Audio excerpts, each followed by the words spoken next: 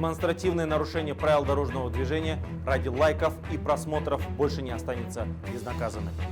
Некоторые водители по-прежнему воспринимают городские улицы как площадку для опасных экспериментов.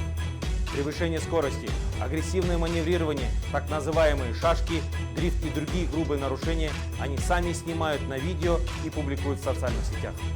Хочу особо подчеркнуть, интернет не скрывает нарушителей от закона, а наоборот помогает их устанавливать. Только за последние несколько дней сотрудниками полиции Алматы посредством мониторинга социальных сетей выявлены 5 автохулиганов. Все они привлечены к административной ответственности. Помимо штрафных санкций, по решению суда нарушители подвергнуты административному аресту. Предупреждаем, каждый подобный факт будет получать принципиальную правовую оценку.